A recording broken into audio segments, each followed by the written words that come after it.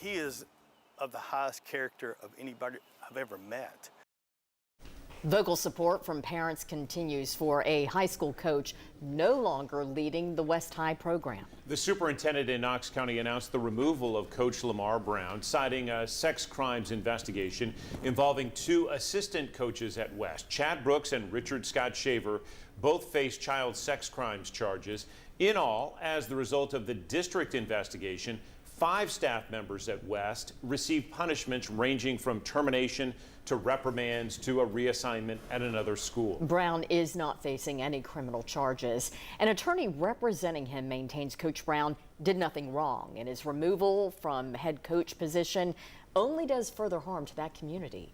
10 News reporter Olivia Daig is one of several reporters working on this story. And Olivia, we first got tips back in April about concerns at West. Rob and John, we first started hearing from viewers in early April, and that's when we started requesting personnel files for West High School coaching staff, teachers, staff members. Yesterday in a press conference, we confirmed that Knox County Schools started the investigation after concerns were brought to their attention by Knoxville police.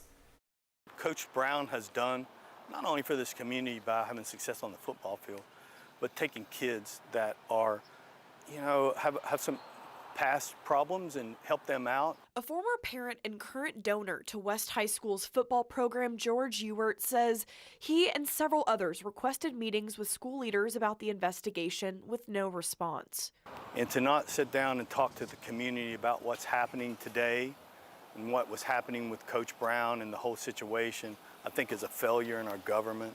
Lamar Brown's lawyer, Jeff Haygood, also said the former head coach was denied a meeting with the superintendent. A statement from the district in part says meetings with the community or Brown himself could compromise the integrity of the investigation. Brown's departure from the program is part of an investigation into former coaches now facing child sex crime charges. We requested personnel files for all coaches at West, including Chad Brooks. They showed us he was put on administrative leave April 3rd.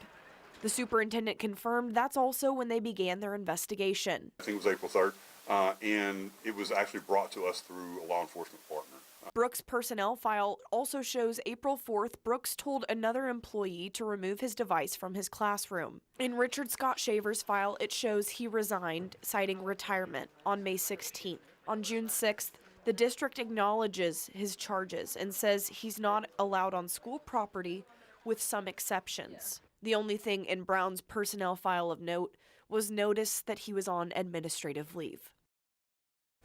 We're continuing to request more information from the school district about the full investigation into West High School. You could read the full statement from Knox County Schools about their denial of those meetings at WVIR.com.